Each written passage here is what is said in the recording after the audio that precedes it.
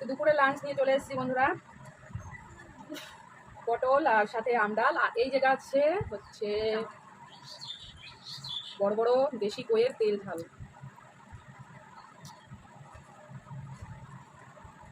পুরো দেখা গেল।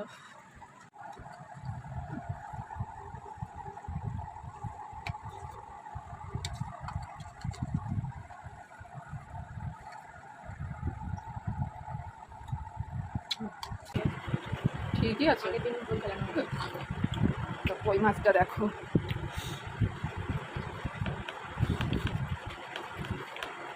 কেমন হয়েছে আজকে রান্না বান্না? রান্না কেমন হলো? খুব ভালো হয়েছে। এত কষ্ট করে রান্না করি তাও বন্ধুরা একটু প্রশংসা করে না, বলো রান্না করতে ইচ্ছে করে? দারুণ দারুণ, খুব ভালো হয়েছে। ফাটাফাটি বলার পরে বললে ভালো লাগে, ন্যাচারালি যেটা বলে সেই নেবে তারপর বলবো।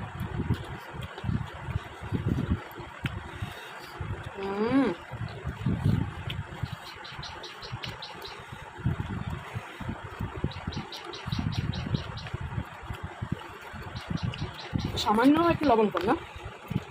মাছগুলো একদম নাকে করে রইলো।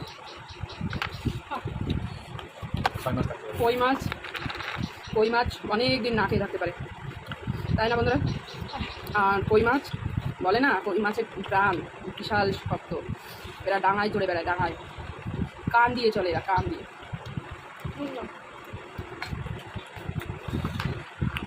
একটু এখনই হাতে চলে গেল, বুঝেছো? তো এরকম গরিব মানুষ, এরকম আরও একটা মাছ হতো তাহলে মন ভরে যেত। তো বাংলাদেশে যারা থাকে তারা প্রচুর মাছ খায়, ওই জায়গায় মাছ অ্যাভেলেবেল। আমাদের এখানে তো মাছ কম, তাই না বলো? কী করবো, যেটা পাই সেটাই ভালো, তাই না? শুনুন ভাত, মাছের ঝোল।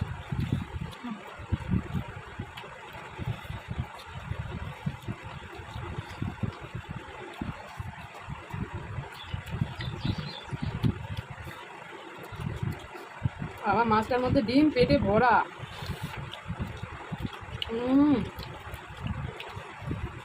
সুন্দর, কিন্তু আগে প্রথম দিন যেদিন খেলাম ওই দিন আরও টেস্ট ছিল, আজকে একটু টেস্ট কমে গেছে না?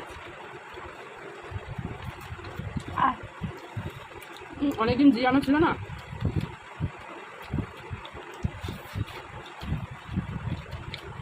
মাছের মধ্যে তেল ভর্তি। চলো দেখো বন্ধুরা, মাছটার মধ্যে দেখো খেয়েছেন? ডিম ভর্তি। বাপরে বাপ, এইটুকু মাছের কত বড় ডিম হয়েছে দেখো।